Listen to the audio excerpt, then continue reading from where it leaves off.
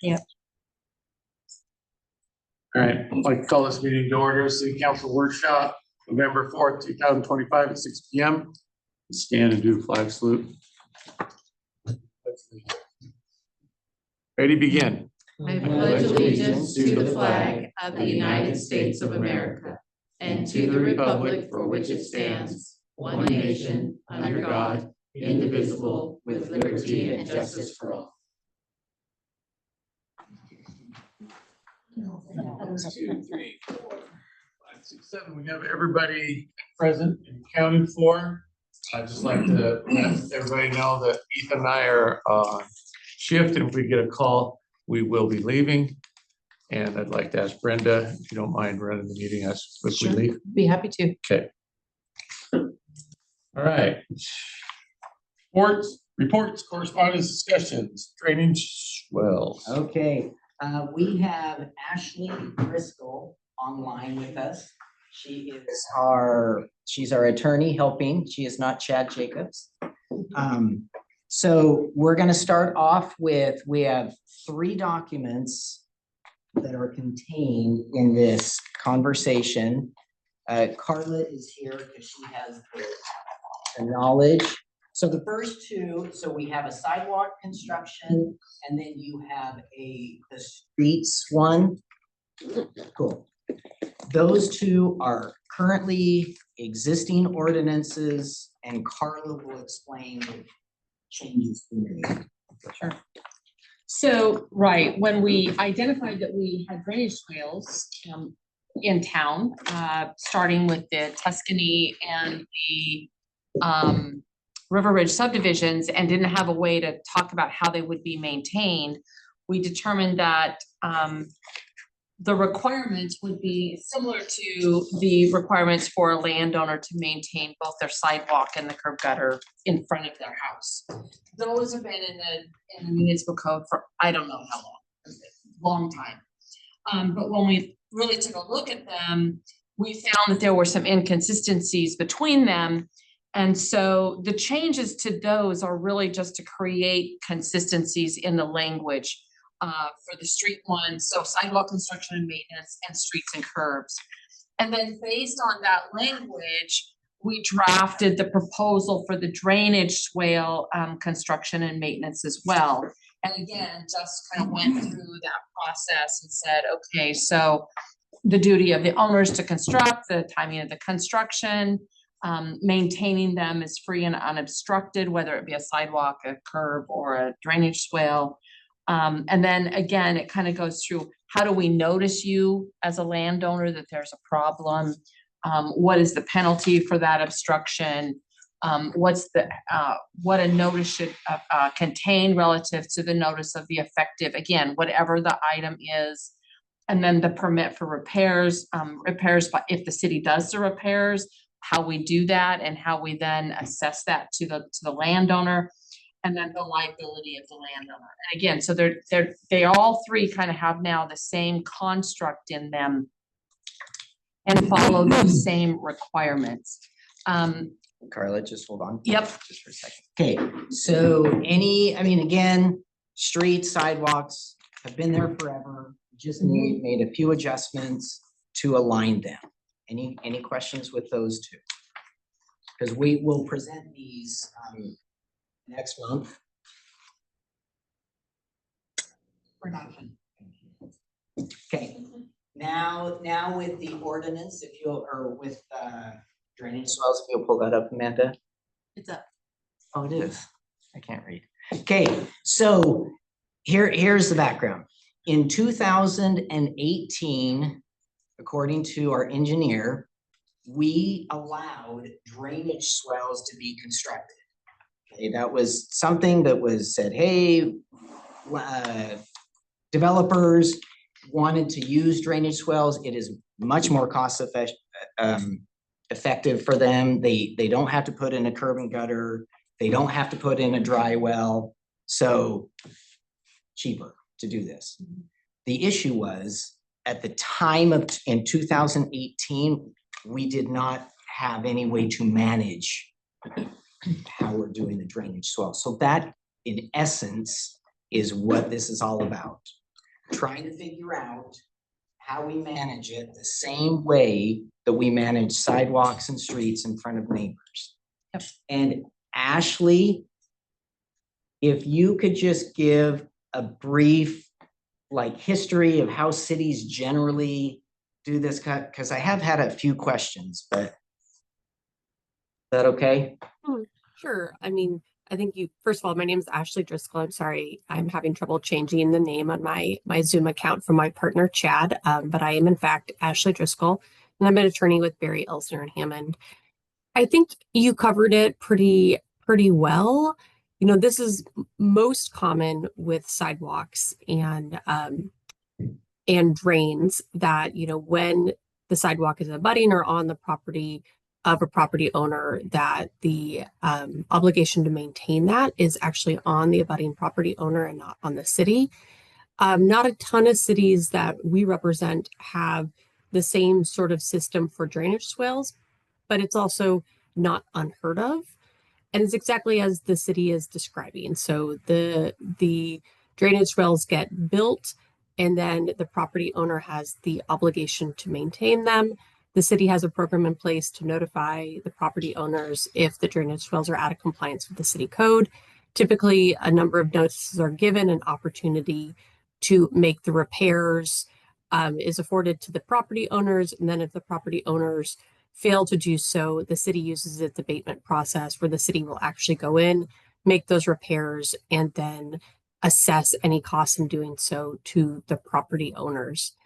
And the idea is that, everybody benefits from having these facilities functioning, and it's not cost effective or may not be feasible at all for the city to have the obligation to maintain all of these facilities across the city. And also because they're abutting or even on the property owners' land, that they're typically the ones that have, the opportunity to maintain them, and also often are the ones that, participate in the facilities becoming out of compliance. So did I cover everything, or is there anything else you'd like me to add? Oh, that's perfect. I mean, and again, the city's not going to go and mow them. And right now, the landowners are the ones that are mowing in these drainage swells. Any questions? I thought the whatever the homeowners thing HOA. was gonna take care of those. Nope. Because the two HOAs that we had, I checked their Bylaws, CCRs. Thank you, the bylaws. The one in Tuscany is much cleaner, and it kind of leans towards, hey, it's your responsibility to do this. The River Ridge is not as clear. It's very vague of who's going to. Now, River Ridge, the developer, Wood Hill Homes, went in and corrected several. There was a property owner that said, no, you can't come on my property and do that. And it's in the city's right of way. And what happens is you have anything above, some of these are like above the ground. So it just acts like a dam, and the water's supposed to go into it, not be blocked, and then go down the street. So anything above these homes, it will just go straight, and it's been accumulating in one location. So that's an issue. It's not an issue necessarily above them, but down below. Part of your packet, Amanda added it, is this kind of 2-page handout that I found on the internet, from Anne Arundel County, which is in Maryland, near Annapolis. And we're just gonna borrow this and update it, and make it a City of Boardman document. But it talks about grass drainage swales and why it's important to maintain them and how to maintain them. And this is a new ask for property owners in 2 current subdivisions. And then when Chaparral is constructed, it was also designed with drainage swales. And we've got one other street that we recently put drainage swales along as well, when we did the sidewalk project on East Columbia. So we've got several places where these are at. It's not always the best installation. And there's a number of places in town where we have dry wells. And so it's a different kind of maintenance, and that's clearly in the right of way and is a city infrastructure component, and it's maintained differently than a drainage swale. So, yeah. So in this year's budget, you guys allocated $600,000 to go and fix very specific areas, not their drainage swells, but their dry wells. So Juniper is one, River Ridge is another, Anderson is one, and Columbia in front of Boardman Foods. All of those are the ones that have, I mean, the one on Juniper has been pooling for a really long time. So the hope is to get that all fixed in this budget year and that we shouldn't have any issues moving forward. However, when the drainage wells were installed at River Ridge, they were giving an occupancy by Glenn, like, hey, yep, you're good to go. And at time of construction, the drainage swells were not in compliance. So we have a new system where Junior will have a spot that before they get occupancy, he will go in, he measures it, it's supposed to be a certain depth. Now you can have occupancy. If it is not correct, they will go and fix it. So are we being specific about how they're constructed so that we Very have, specific. Yes. so we have good drainage? Yep. And in the case of where most of the bioswales are kind of draining into just the one, it's been my experience, those almost need a French drain added to them. Well, and the Is one, that- the one where it's going right now is gonna have a dry. It'll have a dry one. In the cul-de-sac. Okay, And that should resolve that. But again, if you go up the street to the east, Yeah. right? To the east. There is several that, I mean, one is like a, Yeah, they're almost like dams instead of Correct. depressions. correct. oh, And some of that happened from construction, the wind blowing, it filled it Yeah. in, and nobody really took care of it. Correct. It wasn't, and some of them, people just didn't like the hole in front of the arc, so it was hard to mow, so they filled it with dirt. Right, that is true. Not knowing that that was Right, so, important. And again, the ultimate purpose when this was allowed was it was supposed to help with the cost of development. It is just less money for developers to put this in, and the hope was that would be passed on to the homeowner and you could bring the cost of the home down.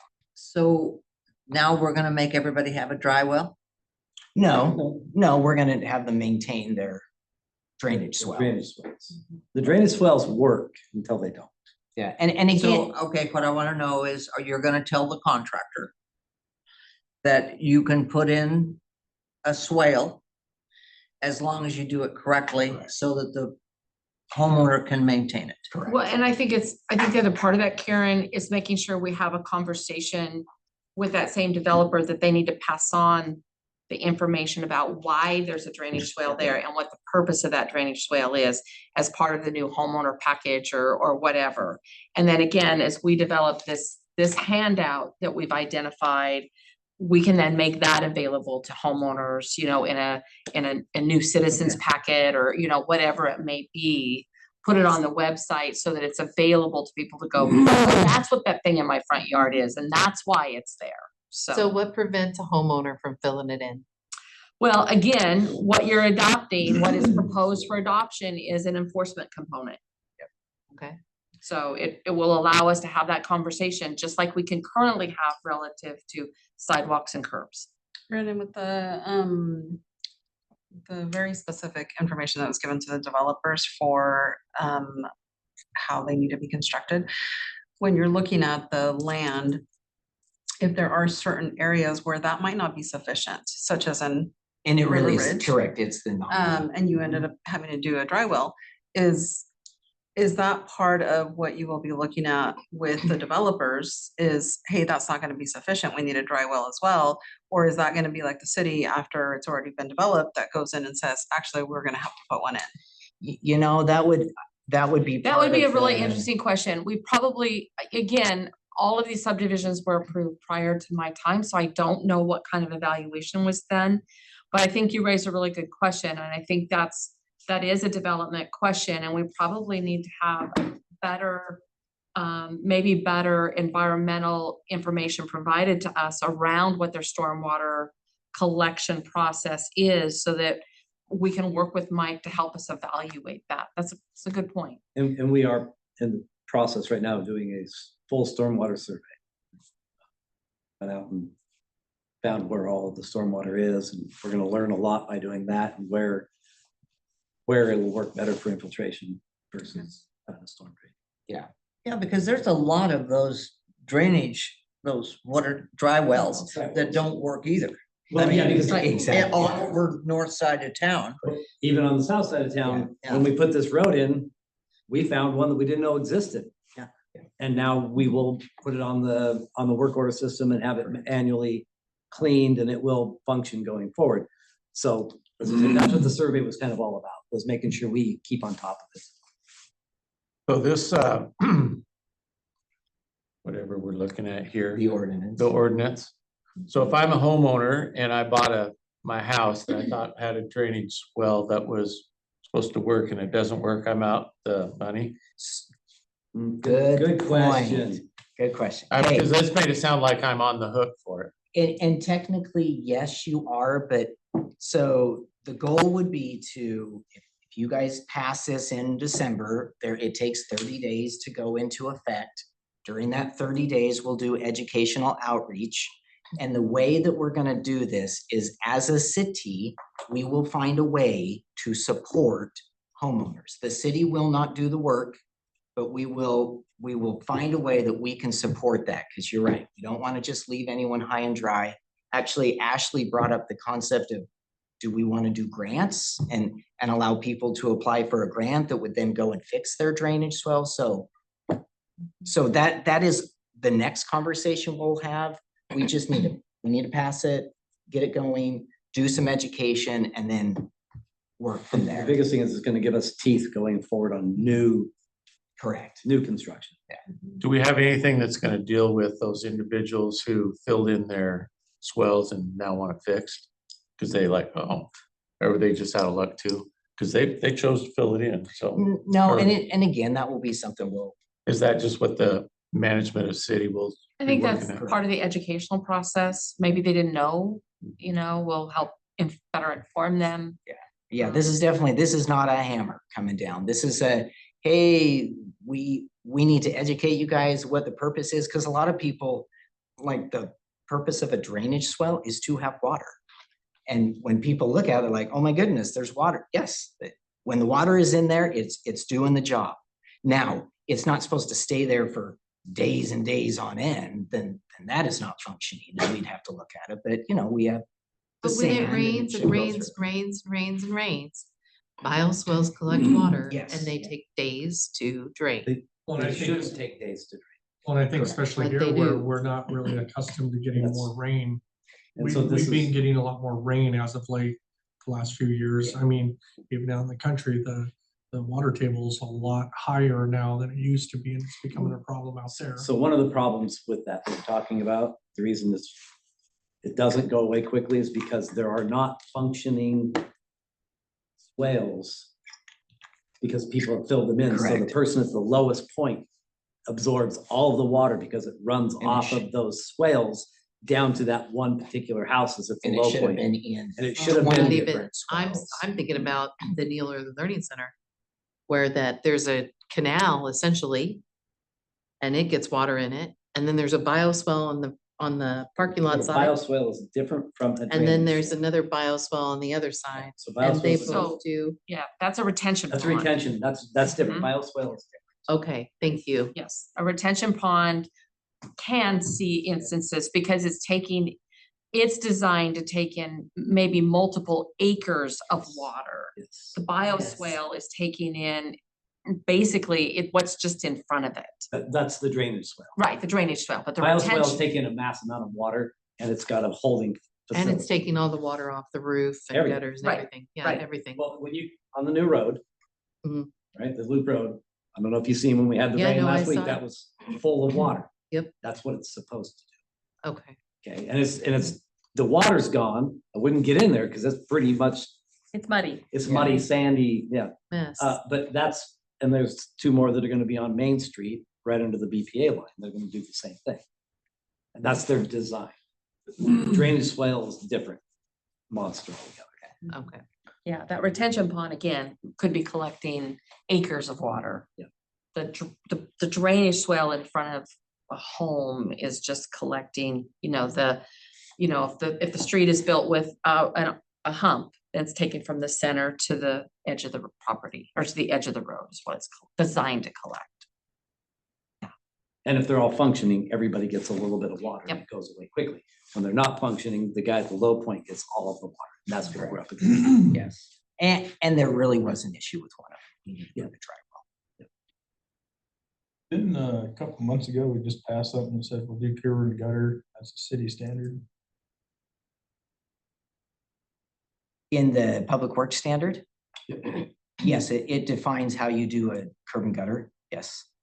So that's not the standard that we go with.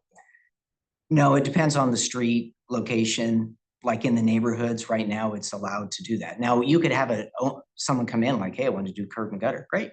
Here's the standard of doing curb and gutter. And if you choose curb and gutter, you're gonna by default then have a dry well. Correct. Yes. Or and storm drains. Why don't we just tell everybody curb and gutter and dry wells? Because of the expense. That's And it's ultimate, overkill. Because they have to pay for it, right? they would. And it's harder for us to maintain that system than it is a dry swell, a drain We're not swell. maintaining it. I'm sorry, We're not maintaining it. we do maintain the storm drains, yes. We don't maintain the drain and swale. That's up to the property owner to do. And we're having a maintenance schedule because some of these dry wells have been neglected. And Neglected for we're years. trying to, I'm working on that. we're trying to You pick pay up, take stuff. We got lots of other things that are taking my Well, and so are you saying that there's no record of these and then you just go by what you think they probably were? We did a Indeed. survey, so once you find one, you can follow it, right? Mhm. And we just did a survey with Anderson Perry and our GIS system. Mhm. And we went out and we started chasing storm, yeah, because we don't know where they're all at. Like I said, we found this one over here, didn't even know it existed. So I guess my other question would be, so like on the older part of town, okay? So we have those drains on, what is it, first, second, and third, I think they all have them. What about like the cul-de-sacs that's further down? The loop road There's there, storm and drains. then there's storm drains, okay, Yep, that's, right. I guess I never really Yeah, noticed. so right in the where middle those of the are. cul-de-sac is a Is a storm steel drain? cage storm. Yep. Okay, And they all and they're feed, pretty visible, those Very ones are, visible, those yes. are, those ones. Those are very visible. It's the whereas I ones don't that go think a out- lot of other neighborhoods the have stuff those. out behind like the soccer field, behind, between second, Mhm. third, even between first and second on northeast. Front and Boardman Avenue, that field is private property, there's stuff out there, Mhm. but the sand blows over them and we don't know where that, so those are what So you'll have to go searching. we are surveying those, we're Gotcha. finding, those. Yep, absolutely. Cool. Once we get that, it'll be all in our GIS system and we'll have a maintenance program to take care of that. So to kind of wrap this up a little Yep, bit, yep. what we'll provide for you next month will be an ordinance to adopt. It will be to adopt the streets and the curbs as proposed amended. We'll provide you the red line and a clean version with the actual adopting ordinance. There's a few edits in the drainage swale one. Those have been conversations between us and the attorney and the internal. It will just be provided to you as a clean copy because there's nothing to amend. It's a brand new document. We'll probably, your packet will have the red line versions and then there will be the ordinance with the 3 clean versions for adoption. So between now and, a couple weeks from now, if you see anything as you look through it, reach out to Brandon or me for Yeah. that matter and we'll, The corrections. make any Cool. corrections you might see. So Okay, thanks, Ashley. Appreciate your time and help. Thanks. Thank Trina. you. Nice to meet everybody and have a great evening. you too. Bye. No. Yes. I can't take it. Yeah, we can move on. Yeah. Okay, so right here, we're talking streets and this is as clean can be. So this is the proposed classification in the TSP that is going to be presented to you guys November 18th for adoption, if everyone shows up. We'll do it then. Final. Anyway. The blue and the orange are classified. The blue is a collector and the orange is arterial. Both of those are deemed as no parking. So if you look on orange, look all throughout orange, look all throughout blue, the way they are presented in the public works standards is no parking. Okay? Does it matter if it's dotted? Dotted is future, proposed. but it would be the same concept. Dotted means it doesn't exist. Yeah. Sure. Okay? Non-existent road. It is non-existent. Yep. So the orange are the highest level of classification that we have. So again, the whole point of this, because I just heard Carla say this today. The whole point of the arterial is to be connected to a collector. So for example, Wilson, you have a driveway to the schools, you have a driveway to the church, you have a driveway to the RV park over there. We're saying no more driveways. We want just roads off of Wilson, off of Columbia, off of Coonsey, off of Maine. Off of the future Oregon Trail Boulevard. Correct. Just streets. Correct. Oregon, yep, thank you. And then the blue, the same thing. Those are just no parking on So there. why does the blue stay only the blue around City Hall? So And doesn't extend farther. I mean, like Tattoon extends farther. it's the commercial nature of that versus the residential nature. Mhm. I think that's the biggest. That's what changes. Yep, so you'll notice that there's blue, it really focused in the commercial area, both on the north side of the freeway and then on the south side of the freeway. And then Eldridge Drive, Olson Front. And then when you get down, if you look at the Portomoro interchange, Yates and Devon, would be, again, future collectors connecting to a future arterial of Oregon Trail Boulevard. Okay, so you're saying no parking on a blue street. Correct. So on Front Street, Southeast Front. Yep. Where We by the should- soccer field, there will be no parking. That's northeast front. But yes, Karen, But you're yes, correct. you're That's why the correct. parking lot was there to facilitate. Because that's where the off everybody street. parks now. Right. Well, but that's my point. So And those will be sold is right eventually. The whole point would be to have all those as businesses. Now, and then they can have their own park, okay, Well, they'll be Then you're required gonna to have their allow- own parking. parking, It would be on-site parking as opposed to On-site, yes. off. so I can have a driveway onto one of Yes. these streets. Right. now, if we can agree to this just very basic concept, then you can go and look out for the anomalies. For example, on Wilson, it says no on-street parking. But in front of Sam Boardman, there is parking. And the reason why that is allowed is because it is outside of the, Right away. thank you, it's outside of the right of way. So it's not, you're not in the bike lane. It's there, you used another word. It's It's like outside out of the travel way. I Thank mean, you. you're not, so the thing that also comes with this is a real clear requirement that if we're gonna allow an exception, we identify what that exception is and why we're allowing which would be passed by you guys. You guys would be the ones allowing the exception, it. Mhm. You can't just Well, there would because need to be I wanna s- park there. not just because. And there needs to be some different striping because across from Wilson Road Trailer Park, people park there all the time. And Correct, that's On correct. the south side of Wilson. Safety concern. I get that, but it Also in a doesn't, bike lane. right? The road's not big enough for everything at this point, so so yes, we would. that's part of that the would be reason no for more no more parking. parking. However, it often has 6 or 8 vehicles parked along in there. And if you look, so in front of onto the east of the trailer park, they have so much land over there. So lots of places to be parked on that. Personally, I don't like the tone here. Being blue. For the simple fact that I do work for the fire district and we park in the road all the time. Not in the road, but on the side of it. On top of that, we have multiple classes that we teach, which bring multiple people in. There's just no way we have enough parking to put everybody in a parking lot. So they do park on the side of the road there. So if you're willing to make that an exception, sweet. And again, it would have to be given the reason why we're doing that, so it can be applied everywhere. And you can park on Willow Fork and Kincaid. Just They're not blue Tattoo. though.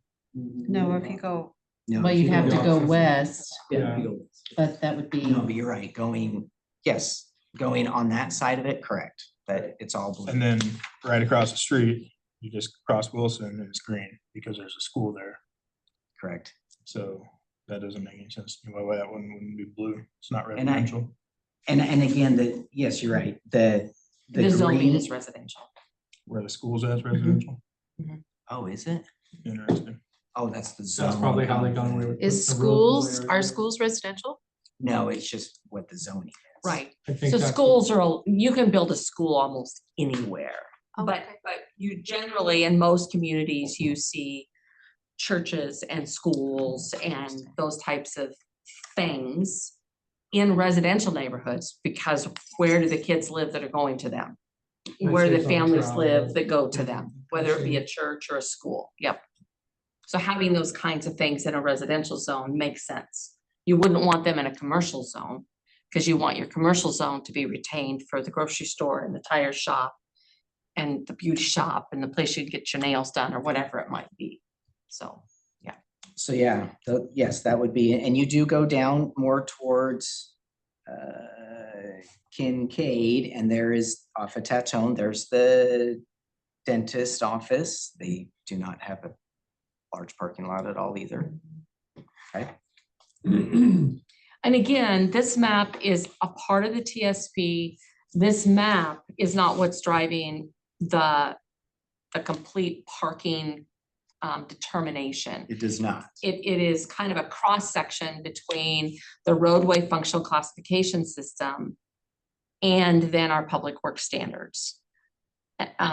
Because the public works standards are the one that says for an arterial, the right-of-way needs to be X, the built road needs to be X minus with these travel lanes of and then the other amenities, you know, kind of from curb to curb, what's in there is travel lane, there might be a turn lane, there might be a bike lane, there might be, you know, but the pedestrian would be on the sidewalk or on the walking path. And there, on an arterial, there is not a defined parking lane or parking refuge. Same thing for the collector standard. There's not in the standard. Now, please understand, Now, that these are most old of the roads. many of these roads are, they're pre-existing, so we kind of have to work with what we have until such time as there's a reason to do a significant rebuild, and that's kind of what we're doing with Front. It's a significant rebuild.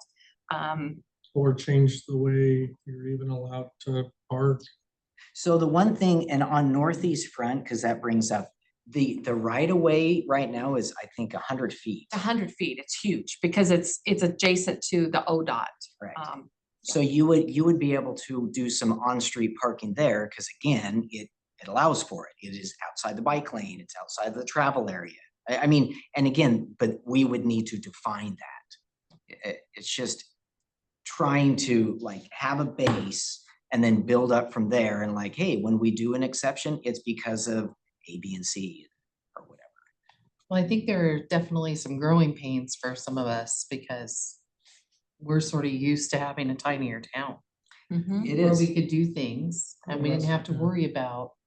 And I also think more Bicyclists kids and are things like that. driving too, not like, once they become of age and they get, like, it's a big deal to get a car, whereas I think in the past time, like, people walked all the time, or they rode their bike, or whatever. People just don't do that anymore. Yep. And so they get a car, and now there's more cars there, and it's becoming a problem. But I will say that driving down Tatone right now is much more pleasant without all the cars. Yep.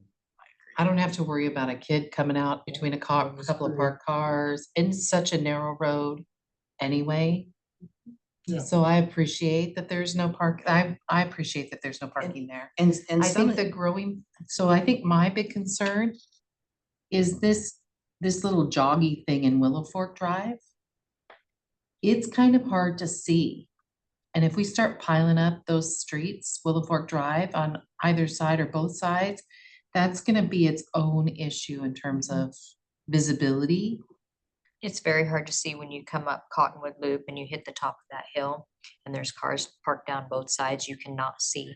And are you talking that's like a corner? Yeah. I'm talking right there in front of the Baptist church. So Yeah, right now, that Oh, area. that's a different one. Yeah. I'm talking about the one where all the fires were. You hit the top of the hill Oh, where yeah, Paul's yeah, at. yeah, You yeah, yeah, can't see yeah. around. Yes, and I would agree that's an issue too. but- And we don't have a stop sign ordinance, so that'd be another thing, like being able to, okay, when we put a stop sign, we also say, hey, you cannot park this many feet from the stop sign Sure.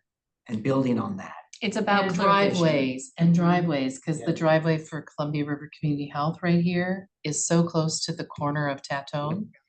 And it has, yeah, and then there's a back driveway that goes for emergency. Anyway, there's a lot happening right there. I would not be in favor of this first, I don't know, half inch of green being parking available. So question, so have we thought about, and I don't even know if the city can do it, have we thought about buying some land? So we're kind of listening to Ethan, you know, that's a concern there. When you start cutting off all these roads and there's still all these cars, where are they gonna park? Oh, Okay, so they're gonna park wherever they feel like. I mean, I Unless deal with there's it a all the sign time in that front says of no our parking. thing, like the same semis every single day, just park there, and they just stay there for weeks, months. And because they don't care, they're gonna park wherever. So my thought is has the city considered buying some property and turning it into public parking in a specific area where like it's overflow parking so that we can keep people off of these roads? And then we don't have the issues where people are just gonna do whatever they want, because they're going to. And I know up on the north end, we've kicked that around. It's so congested up there and trying to get. I just think we're to the point now, we're growing so fast. And we're talking about all these cars on the roads. There's no, part of the reason why they park there is because there is nowhere else to park. Right. Part of the reason why I extended my own driveways because we had too many cars parking on that curb. It's like, okay, now we can park 4 cars instead of 2. And so not everybody has that option. So I think public parking is gonna be like a big deal. Correct. And again, this is, if anything, this is a 20-year document, right? Yeah, the TSP is designed to be a 20-year plan. So I mean, It won't be, we're growing so fast. correct, but we are trying to think ahead in that concept of, yeah, I mean, the traffic is gonna increase, there are gonna be more people. Yeah, we need to have some guidelines like, yes, this is why we don't have parking on there. So there's. And maybe when we do Not the these issues. new neighborhoods or whatever, like maybe there needs to be something in there if there isn't already, like, hey, you need to, like going down Rome. A road that I don't like going down is Rome.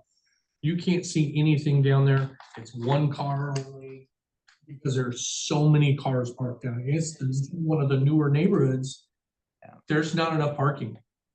Like There's not even with enough their cars, driveways, there are not so enough room many for cars down cars. that road. And, It's almost like being. I think trailer of park, like some of the bigger cities, what is it? I think in New York City, you're only allowed to park on one side of the road for like a week at a time. Yeah, And then you're forced to move or it'll get towed. And I'm not saying we do that, but the point is like, there's different things that we probably could be doing that will help alleviate so that people aren't just, oh, the city's just doing this or whatever. It's like, hey, man, we're trying to help. So. If we adopt this, Mhm. what are we gonna do with the entities that are affected with no on-street parking that don't have the parking? And like Carla said, this is just a. This is a functional classification map in the TSP. Yeah. So this is not, It This doesn't is- become enforceable? we're not, Like it's a functional, immediately? no. So this does not define where you could park or not park. This map defines, so functional classifications are a part of the federal and state funding mechanism. Mhm. So this in and of itself does not say, oh, you can't park on Main anymore. It would take this and an implementation of a parking, kind of a parking program. That that is gives a implemented.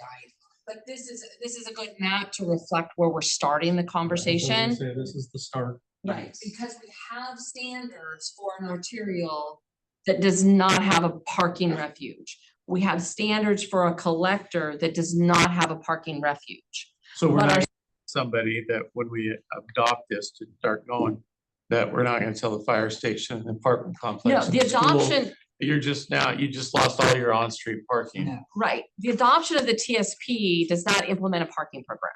The adoption of the TSP adopts a functional classification map that is at the end of the day is a federal highway reimbursement map. The parking program kind of becomes an outcome of kind of this conversation and other conversations about where does it make sense to say we want to allow parking and where does it make sense to say parking is problematic. And I've heard really good input tonight about, where there are places where, well, maybe we do need to create an exception here or an exception there. But I think that's part of what we're trying to figure out. Yeah. Cause I'm just thinking, okay, so we got the apartment complex and we got the dentist office, we got the fire station, we got the what, OCDC? Is that school? Yes, OCDC. Okay, I never see And- them on the street. they have some people that park on that street. They do. And then whoever decides to buy that other lot next to it at some point. So we do this and then those entities are like, oh, I got an issue because I'm not gonna, according to this, I'm gonna be No. not be able to park here very soon. And I'm just like, okay, so it's not gonna be instantaneous. So those entities will have to figure out with the city on how that's gonna be solved. No. What we're trying to do is, hey, do you like this and some of this layout, and then we go and build from there to Oh. start establishing. This is not saying, like Carla was saying. it's Okay. just- So the way you've made it sound is, this is our parking guideline. No, I mean, No, but- it's That's literally how you put it off. It was, little bit. because I mean, in simplicity, I agree with this. I think it's great on Tatone not having that. I think all those Well, orange. parts of it, but then you're gonna have like, maybe you'll have to deal with times. So there might be a time where, okay, there's no, you can't park here. Maybe it's business hours or whatever. Yeah, no, Like and I- 9 to 4 or something. I don't It's know. allowed No, to park. I know we're getting Correct. into weeds there, but I just don't, I mean, if it's a building framework and figure out how to do it, I guess that's where we need to go to be able to 'Cause- identify issues and areas. But if you got part of a road that's blue and then we got a part that's gonna be green, is that consistent? No, the roads will stay the same color. What we're gonna do is do exceptions to the specific road. Oh, okay. So I think that one of the things that occurs to me is that for new construction, maybe we need to have a larger parking lot for those businesses. And So for example, the library has to have so many parking spaces available to its customers. And those are all But established. maybe it needs to be right, but maybe we need to think about increasing that number by 3 or 4 or So Okay, and so the whatever that is. developer side, I get it, there's a cost involved, but and we have lost businesses in Boardman just because of the parking. Because They it's not said- enough or No, they said, I am not putting that kind of money into. parking. into to have 10 parking spots that I hope somebody's coming in to wash. Mhm. Although I just it don't has need 12 this. cars there every day. Kid day really. No, does. you don't, you're just a baby. No, I agree with that too, because like for myself or whatever, Right. I know how much parking is a premium there and people are parking on the bike lane now because that's where it used to be. The side parking, in northeast front. And then our parking lot is it's not designed very well. And so they just park wherever. I'm just as guilty. You just find the spot and then it just fills up, and like I said, people will just park wherever because they have to. Well, I think our new development out here, the little mobile home development thing is the prime problem today in So it's this. gonna be a nightmare in my opinion. Yes, already a because nightmare. where are you going to park? And I guarantee you there's gonna be more than one car there, guarantee it. They, I have a feeling they're really gonna spill won't. out onto Coonsville Road. Yes. yeah, because it would block a driveway. But You they, but can't. I know you can't, but they will. But they will. So that, I Just mean, because they will have They will nowhere have to and put it, no again, that's why choice. we need to have some, so that we have some fees. some code, yes, and that's the whole point. of Well, this. I guess if you go look at Hermiston's High School, there is an example we all know. You know, there's cars parked on both sides of the street, and if you live in one of those houses, you have to be a really good driver to get into your own driveway Mhm. at a You have to certain, be, and you have to be nice, not wanna go out and throttle people that park in front of your car. yeah. Well, and they park, there's I Yeah, mean, you'd have to they do that. hardly let you have room enough to park.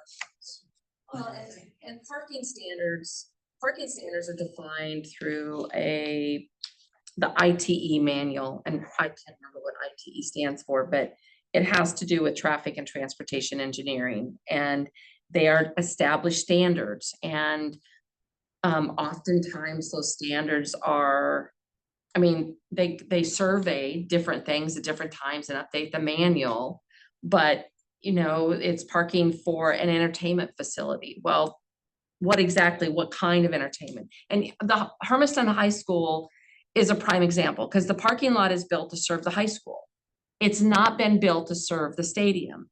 And what did they do? They built a really big stadium, Mhm. and there's a lot of people that come and fill it, whether it's a football game or a track meet or whatever it is. So it's kind of what Karen was saying, the guy wants to come in town and build a laundromat. Are we gonna require parking for an average laundromat? The ITE manual probably requires 12 or 15 parking spaces. What's the reality of what's in front of there every day? I don't know, and I won't know until it's operating. At that point in time, I can't really go back and say, well, you can take out 5 parking spaces. I mean, that doesn't work either. So to some degree, when we're doing the regulation around parking, we're using the best tools we have. They may not always be perfect. Are there any cities that we could use as an example? Like, it's, I mean, I've always looked at, like, we're kind of developing Boardman from scratch, you know, with everything that we've done. Seems like we're at the starting point and we're working our way up. And so is there somewhere where we could find a city in Oregon or even somewhere else or out of state where they ran into the same exact issues? They grew very quickly. What did they do to fix some of these problems that were coming up? Swells and parking, you know, things like that, so that we can be better prepared. There's gotta be an example. So I like the idea of, you know, we're not gonna be able to answer all the questions for our parking. But is this, I guess the question is this a framework we wanna start with for our streets? And then start dealing with our parking as we start to develop? Is that where I'm seeing we're going Yeah. with this? We need to identify our potential areas. And then over the years, we're gonna have to, it's gonna take a while to figure out how do we want to address the parking for our areas? Because we just gotta get the streets identified and then build on the parking. Cause I think that's what I thought the goal was for this, isn't that what it, Well, and again. not to address all the streets, cause I don't think we found out that we're just got a No, lot but of concerns. it starts the conversation, and most examples that we have are all the cities that waited too long. They're trying to go backwards, and they are so crowded, and now they're shutting this street off. This is just a one way, and this isn't a one way, this way, and they're just, you know, the mess has already been there. We're just trying to, like, hey, let's think moving forward. What does make sense as we design this, and where should this street go and whatnot. That's ultimately what it comes down to. And it's a perfect time because the TSP is coming in. So part of, to answer your question, about that, how do we learn? I think some of that is through LOC, you know, and you guys all attending the annual conferences and those spring conversations or whatever they may be. It's about, you know, staff engaging with our counterparts in other communities. Stephanie she's attended 2 conferences actually this fall. One in her role with Gillum County as a county planning director. But I often found, you know, a lot of those county conversations can translate to some degree to the city. But the most recent one was the Western Planner and the Oregon APA, American Planning Association, the Oregon Chapter Conference. And those are opportunities to network and gain information and find out what is working in other communities. And what's interesting about the Western Planner Conference is that particular organization is the 13 Western states. And so you really can get a cross-pollination of people from all over the West.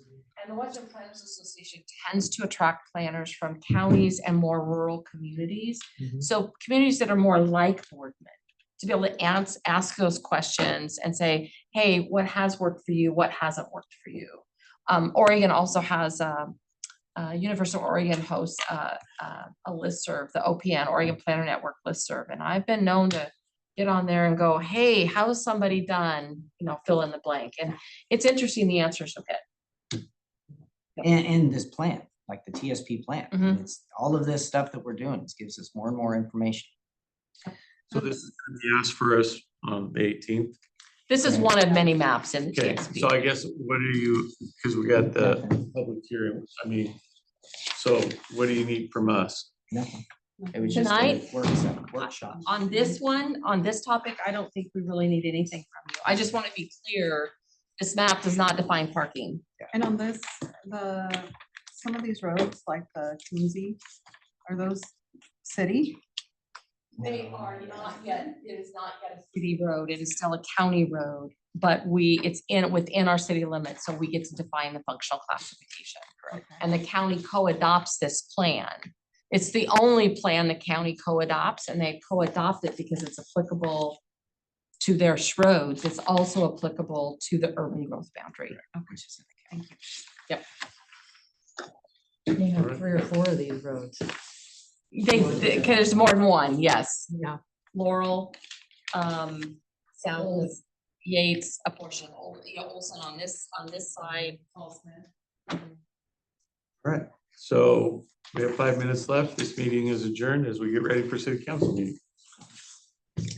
I dropped